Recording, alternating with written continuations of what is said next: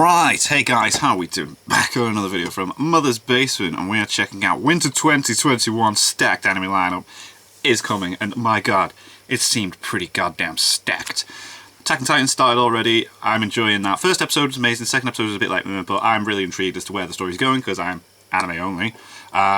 ReZero is coming back in, so that's when I'm going to start watching season 2 of ReZero when the second half starts. I think that's going to be good. Dr. Stone season 2, Promised Neverland season 2, that time's Reincarnated as Slime season 2, I want to say Rising of the Shield Hero season 2, maybe, I might be wrong, but let's see, let's have a look at what this stacked lineup is. Because of everything that got cancelled and postponed and pushed, we're getting one big chunk of anime, man. It's going to be. Anime season. Amazing. We all know COVID did a number on everything. Everything, yes. But more importantly, it did a number on the only thing that matters. Anime. Due to the incredibly tight production schedules on which this industry operates, a lot of shows had to be delayed or split up this year, and even eternal weekly fixtures like Pokemon and One Piece faced rare pauses in their had production. A brief break, From Shonen Jump heavy hitters to huge light novel franchises, a lot of high-profile anime that were slated to return. I said this to my girlfriend. I said, I reckon we're going to get one big thing next year. Those delays seem to have been sorted out. But the thing is, through some wild coincidence, despite these shows' initially staggered release schedules, they're all coming out at the same time. Literally all of them were sorted out just in time to come out next month. Which except is the one that came out this month. Yeah. So despite the many sacrifices that most of us have made to avoid super spreading at anime conventions this year, Winter 2021 might very well wipe out this entire community faster than the virus ever could. Too much, man. So many killer sequels dropping on top of a promising lineup of new titles that I don't know where I'll find time to watch them. Oh my god, it's gonna be mad. And this is my job. One saving grace might be that's funny. Everyone's jumped ship to VTubers lately, but with Attack on Titan already pulling otaku back in, there's no guarantee that first episode got major numbers, didn't it? Surviving this thing more imperative. For if we die, who will be left to appease our new anime overlords? The VTubers, man. To avert catastrophe, I've put together this handy field guide, covering all the big returning anime that you're going to need to know about, so you can figure out what's worth catching up on before the season fully starts, and hopefully carve out at least a bit of time to enjoy the new anime recommendations I'll be dropping with the next ones to watch, too. Alright, sweet. It is too late to catch up on Attack on Titan before it starts again, as the final season is already underway, and already starting some hilarious squabbles in the review section of my anime list. Its current score is a touch high for a single episode, to be fair, but if you're not already following what's arguably the opening sequence is pretty lame, though. You should at least take the passion behind that inflated score as a sign that it's worth considering, even if you fell off the series in past seasons. I don't see how anyone could have, man. It's so good. Attack on Titan has a bit of a slow start. For a long time, it just feels like an animated-up version of a generic zombie movie. There was a long delay before it got its second wind, and while that was what stopped it, I think, the break. Since its return in 2017, 60 episodes is a lot to ask for even the best anime. Didn't realize it was that many. Attack on Titan has gotten really good. Yeah, it is. It's sick. The third season, particularly in its second part, did so much to expand the scope of the series. Oh my god, yeah, the reveal at the end as well. Constrained it, raising its stakes and dramatically complicating its central conflict at the same time.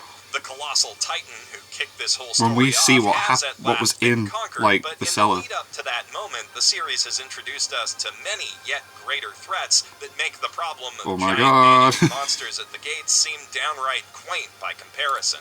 This has always been a dark, morally messy show, but if its poster, which mirrors the first that's season, such a cool reflection of the first one. Place bearing down on a new human protagonist and a new city is any indication, then the final season promises to shatter any certainty we had fight as a to town who the or a real castle. heroes It's like, are and whoa. what they're really fighting for, all while delivering some of the most thrilling human-on-Titan and Titan-on-Titan action. The Titan-on-Titan fights are sick as well, yeah, it's cool that we can introduce that. Titans are still out there, after all, with 3 equally powerful Titan-shifting allies to back them up, and considering how utterly bonkers the climactic battle of the last season was, I cannot wait to see our original protagonist and his pals squaring off against them. Please, yes, Between it's going to be those so massive sick. humanoid foes and the big morally grey war on the linked horizon, It is so Attack weird on that we haven't Titan is seen the finally actual main approaching cast the heights yet. of the mecha anime legends that so clearly inspired it, and I am super excited to see how it all shakes out.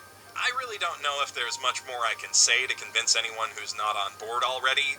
You've heard everything that's You need good to get about onto it, man. Attack on Titan's so sick. So let's shift gears to another story about a bunch of kids fighting to escape the walls they were born behind and a future of near certain consumption by monsters. Oh, Promised Neverland. Yeah, sick. If you're not familiar with the series already, this is definitely one of the easiest of the big returning anime franchises. God, I can't wait. With its first season clocking in at a scant 12 episodes. Yeah, it's only 12 episodes. Get into it. It's Man, sick. what a ride those So much episodes happens. are. The Promised Neverland is about an orphan girl named Emma and her brother Norman who discover that Grace Fieldhouse, the quaint little vaguely Victorian homestead It in which looks they've nice, spent all but their lives, is in fact just a hoity-toity free-range farm that caters to the upper crust of a world dominated by man-eating demons. Those things are big, they're mean, and they have eyes and teeth pretty much everywhere but where they're supposed to be. That first opening But episode, it's like, even then, what's the going scariest on? monster these kids have to contend with might well be their own mother, Isabella. She's who so taught them cool. everything they know She while is raising so them interesting, to man. be food, knows exactly how they think, and has a lot riding on shipping them out. Emma and Norman are smart and athletic, but they're only 12, and they have a they're big kids, man. family that They're Emma's kids. too nice to leave behind, so they'll need all their wits and all the help they can get if they want to escape and live on. This new season's existence kind of spoils how that goes, but it is well worth experiencing all the twists and turns that lead up to the escape fresh. And if you've already seen and enjoyed the tense cat and mouse mind games of the show's first season, Yeah, every then you episode should something's get going on. excited, It's like, because with season 2, edge of you're seat in stuff. for something completely different. Yeah. Which is pretty obvious if you think about it. Well, I kind of It would thought so. be very They've difficult escaped, to haven't they? recreate So the deceptive dynamics between the kids and their mom. I am really in the interested to see setting where of they the go with it, villain. though. So the series has little choice but to run a new playbook. I won't tell you what's in that book exactly, but The Promised Neverland's manga is known for jumping to whole new genres with each new arc. Cool. And the first shift is, in my opinion, one of the coolest. Okay, If you sick. thought Emma Sick, was sick, a sick. great protagonist before, you ain't seen nothing yet. Oh, And if nice. you thought Isabella was an intimidating villain, you're absolutely right, and she's tough to top. But just wait until the demons come out to play. Oh, mate, This is yeah. the first time anime viewers will get to see the outside world that created the Oh, we Great see it, Farm, sick. and trust me when I say it is going to be worth the 2-year Oh, wait. I can't wait. I Can't can wait. likely say the same for another show that we've been waiting for since winter 2019, the second season of the Quintessential Quintuplets. Right, which okay, is I one of the dropped most off this. delightful and wholesome I'm gonna be anime honest. in recent memory. With a new studio and director taking over the series, I watched like from 4 or 5 Tezuka episodes and I was like, there is a oh. chance that we'll see a drop in quality, but frankly, the original anime wasn't all that impressive. It wasn't from a amazingly production drawn anyway, yeah, standpoint yeah. To begin with, it's great characters, It was funny, great writing, but and a great premise that carried this series to its surprising success. And having read ahead in the manga, I can confirm that all of those things will only get better. Oh, right, across okay, the well, next few arcs. not That my... premise I mentioned is pretty brilliant. I think in 5 Italian. episodes is a decent Taro attempt. I tried. Uesugi, a straight-A student with some major money problems, is hired by some rich yeah, it was asshole funny. to tutor his daughters, yeah. Nakano quintuplets, who actually have perfect And he grades in every marries one, subject. doesn't he? Like, they open If up you with add all that saying, 5 of like, their report and then it's cards us trying to together. figure out So who it is. Taro has definitely got his work cut out for him. Though, obviously, the academic angle is really just an excuse to get him acquainted with these 5 identically lovely ladies and their very different personalities. They are very From different, youngest to yeah. oldest, by a matter of minutes, you've got your obligatory tsundere, Itsuki, the adorably genki all-purpose athlete, Yotsuba, quiet, socially awkward Three Kingdoms history geek, Miku, Nino, the motherly super tsundere, who is, at first, the coldest... Careful with that leg there, girl. And then, well, you know how tsunderes go. And last, but certainly not least, confident, capable Ichika, an aspiring actress who isn't shy about messing with our hero. We know through a How I Met Your Mother style flashback that Uesugi-san's going to There you marry go. one Yeah, of he does these marry girls one, doesn't he? day. Yeah. But it's However, two. what with them being identical and all, we have no idea which one it is. And the mirrors, there's Lucky for 5 him, they're all mirrors. absolutely delightful, and lucky for us, they've all got great, hilarious chemistry with him and each each other. With sweet romance, uproarious laughs, and a tinge of compelling mystery, you'd be hard-pressed to find a harem comedy Because that's more episode, you're kind of like, oh, so he's getting on with her pretty well now. I would recommend reading the Oh, he's manga getting pretty over well watching with it her now. because the art in it's just absolutely gorgeous. That does look good. But in the interest of making up some of that, I think we're going to have to smash a few of these together Okay, where it's thematically let's do it. appropriate. What else we got coming? In a very vague sense, already talking about education, let's move on to the twin giants of shonen edutainment, Cells at Work and Dr. Stone. The former is basically anime Osmosis Jones, focusing on a ditzy Sure, I think I watched the first 3 episodes and quite liked it, but I don't know why I didn't carry on. Might catch up with this for season 2. Different reasons. The latter is a bit Dr. more Stone's so complicated to good. explain. Millennia after a mysterious light freezes the entire human Turn population everyone in to stone, stone. a young scientific prodigy named Senku is revived, and using the power of science, he sets out to uncover the secrets of his revival and the petrification It's so incident, clever, it's so so that he can interesting. bring back Science the is rest like of awesome. humanity and return civilization to a point where maybe he can go to space. Unfortunately, not all of the people he revives are on board for that No, plan. they are not. Specifically, Tsukasa, a guy who embraced the caveman lifestyle before the world reverted to the Stone Age, and who can crush rocks and beat up lions barehanded. He's a JoJo character. A lot of things about the old world kind of sucked, sees this as an opportunity for the young to start fresh, and is willing to kill to preserve that opportunity for them. Those old people. The only hope Senku has of beating his Kingdom of Might's brawn is to use his own brain to create a Kingdom of Science and rapidly drag it up the tech tree and through an abridged history of science and engineering in record time.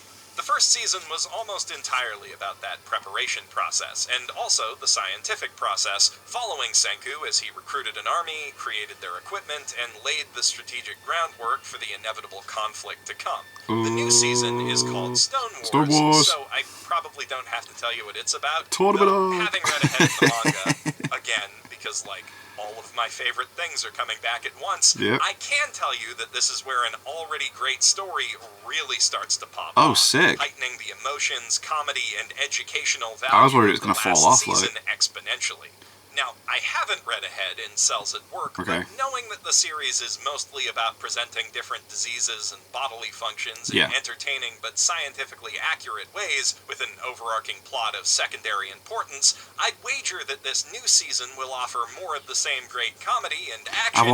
I'm going to catch up with that, Still in my queue on Crunchyroll.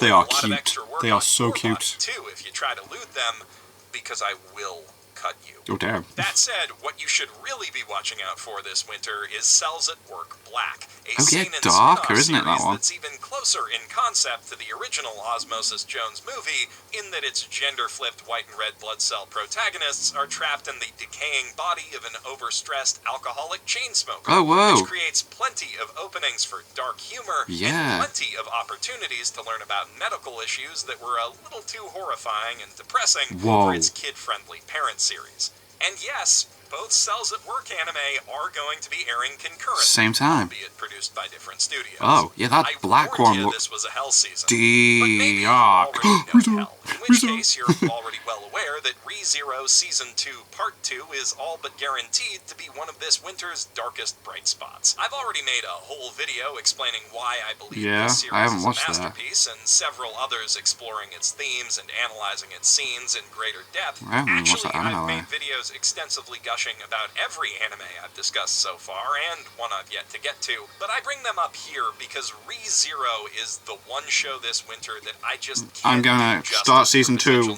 once the second half gets going. Any way you break down its basic premise, this series comes off at first blush like little more than a standard isekai power fantasy with a lot of extra edge. Sad, shut-in otaku Subaru Natsuki thinks he's gotten a lucky break when he's transported to a Tolkien-esque fantasy land, only to discover that medieval times are even less survivable than our modern age for a guy with his particular so much suffering, or lack thereof. Luckily, or tragically, depending on your outlook, Subaru can time travel, but only back to when specific certain checkpoints, and only by dying, most of the time in horribly painful ways. Thus, Plus, he spends most of his time in the series going from one ludicrously dangerous scenario to the next, returning by death over and over again in an effort to figure out what's killing him, his love interest Amelia, and most of their friends, with the threats and resulting deaths only escalating in severity as the story goes on. And they start by fighting a sadistic assassin lady who likes to literally eviscerate people. If that sounds like fun to you and you the whale, the flying whale. Great, get to watching it. I cannot recommend this show enough. Oh god, yeah, see some on ReZero sick. If it doesn't sound like your cup of tea, I would urge you to check ReZero out anyway. It puts its hero through the ringer for far more than just shock value. Subaru goes through one of the most compelling, emotionally raw character arcs in all of anime, earning his status as a hero like few others ever do. Through him, the series explores the otaku condition in a powerful, painful way. Very painful. About as far from escapist indulgence as you can possibly get. And unlike so many isekai, this is far more than just a one-man show. It's not the same. It's not the same. Every character matters. Most of them are more capable than the protagonist. There isn't just a mad harem that follows him around and he's so OP in that. How insignificant they may seem. Every time Yazzie and I rewatch this show, and we've rewatched it a lot, we pick up on a dozen new subtle details. And that's without even getting into the lore, which there is an embarrassment of. Also, the animation is consistently awesome, and the music is pants-shittingly great. There you go.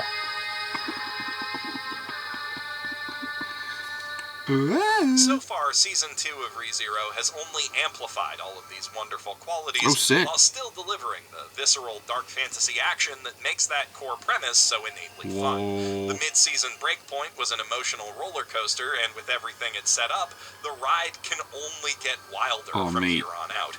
Even with all of this stiff competition, this is easily my most anticipated winter anime. That said, it's not the only I really like this show. This season, and That Time I Got Reincarnated as a Slime is one of my favorite isekai series besides ReZero. It's boss. Slime it's fun. is a far more lighthearted, upbeat affair, and definitely more of a straightforward power fantasy, but it's still got a big, varied, interesting cast of characters and a strong emotional core that sets it apart from most of the genre. Not to mention a pretty phenomenal sense of humor. It is funny, man. As is the case with a lot of light novel anime, the title kinda explains the plot for me. Satoru Mikami is an ordinary, middle-aged Japanese salaryman who dies in a random stabbing, only to find the freedom and excitement that boring life left him craving. Please destroy my laptop. That was his computer, wasn't it? Fantasyland, where he's reincarnated as a slime. Well, you can probably guess. Initially, he doesn't have much going for him besides some elemental resistances and the ability. It is cool how he keeps evolving, things like. He eats, but when he befriends and absorbs an ancient, all-powerful dragon who happens to be trapped in the same cave as him, well, you can probably guess that too. Like most isekai protagonists, the newly renamed Rimuru Tempest gets ridiculously overpowered ridiculously quickly, but the story actually pits those incredible skills, as well as the planning and development abilities that he acquired. Yeah, I like that he's not the strongest. Like, that girl on his team is stronger than him, and there are other things out there stronger than him as well. Of a village of goblins who evolve into hobgoblins when he names them. Yeah, it's cool how it keeps building and building. Dwarf and some oni and orcs, and before he knows it, he's gone from running a village to a city to a whole dang country. Yeah, so now he's got to deal with all the political concerns and existential threats that come with that territory, along with the demon lord and harem-related problems typical of the genre. Terrible. It's a lot of wild, varied fun that's only enhanced by the charmingly comedic, stylized animation and tight, funny dialogue. This show has one of the best and biggest ensemble casts out there. They are fun. Under all the swords and sorcery, That They Time I Got all have a moment, Reincarnated as a don't they? Slime is ultimately a story about forging connections on both a grand scale and a very small, personal one. It's about the joy of making friends, of finding people who really understand and appreciate you, who you want to protect and support, and the sorrow of losing them. More importantly, perhaps, it's about all the different things we can learn from all the different people we meet in our lives. It's a really positive, affirming kind of fantasy that I've been craving more of since it ended, and I really want more. I want more. I want to meet more, like, bad guys and Gosh, stuff. I thought I was supposed to be helping all of you narrow BStars! down your choices. Are there any of these returning shows I don't wholeheartedly recommend? Yes, actually, but I'm gonna talk about BStars first. Alright. Although, considering who's licensing it, I don't actually have to for a while yet. Yeah, that's going to be a while, but... I should be grateful to Netflix jail for lightening my load a little. Yeah, Yet BStars is so good. give it some that if you time haven't before caught watching up the on second season. That's season class. already, I have no choice but to tell you to go do that immediately. First season's or brilliant. At least make that a priority before that second season gets paroled. This is a difficult series to sum up in a simple high-concept Yeah. pitch. It's about a world of sentient anthropomorphic animals divided between carnivores and herbivores in a way that sort of maps to real-world social divisions, but also is kind of its own world-building thing. Kind of like Zootopia, but, you know, actually smart. Also horny, like... It is. Ridiculously. It's really horny. awkward at places. I was like, oh, is we do. Legoshi, a big, strapping gray wolf lad with some serious self-confidence issues. He spends his days working quietly behind the scenes for the Cherryton Academy Drama Club until one night, out of the blue, his instinctual bloodlust awakens, and he almost eats one of his classmates, a white dwarf rabbit girl named Haru. That's not the only change our pubescent boy is going through, though, and pretty soon all the wires for his instincts have gotten crossed, and he finds himself going after Haru for entirely different reasons. Yes. Mainly to do that thing that rabbits are known for doing, which is an unfair stereotype, but also entirely applicable to Haru, who, as a foil to the timid virgin wolf, is rather bold and boisterous for a prey animal. She hates that the world treats her as weak and fragile, and thus seeks validation and control of her life through sex.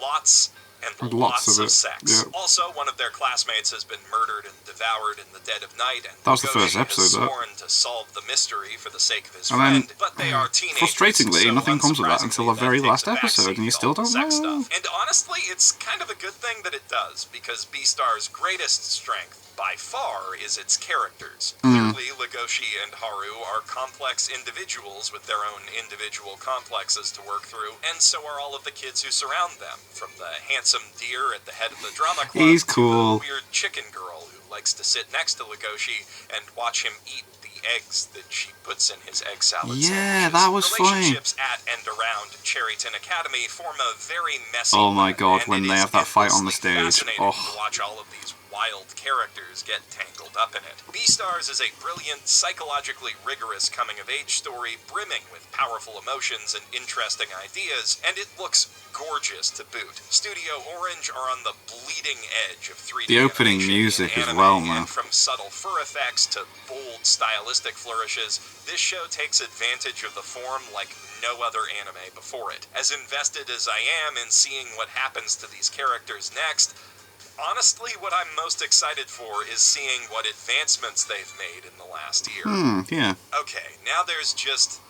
oh gosh, 5 anime left. 5 more? That's Yeah? like What we got? half a ones to watch list. Oh, is this 7 Deadly I gotta Sins? speed this thing up. The latest season of Nanatsu no Taizai, or the 7 Deadly Sins, also appears to be going to Netflix jail, and I still haven't frankly, watched the third I haven't kept season. up with it past the second season, so I'm glad to have that. There we go, right, too. cool. I I'm did same enjoy the same first boat. one, besides its anime original ending, that is. It's a solid shonen battle series Oh, with right, an that interesting, maybe explains why season 2 is so fantasy weird. setting, a strong sense of humor, and a pretty cool plot hook. Instead of up-and-coming nobodies, its heroes are a team of legendary knights, the 7 Deadly Sins, who've been framed for a crime Yeah. they didn't commit. That first season's and are now good, second hunted season's by the nation cool, they and then once fought to protect, which has fallen a under lot the of animation control problems for the of third dark season. forces. I did really enjoy the I've not watched characters the third of season, what I've but seen of yeah. the anime so far. They've got big, bold personalities, as you'd expect of legendary warriors embodying our 7 mortal vices, and the show's power system and fights are pretty damn cool. It is especially cool. if you like magic. I've heard the second season's even better, for what it's worth, but I've also heard that it's gone downhill, like,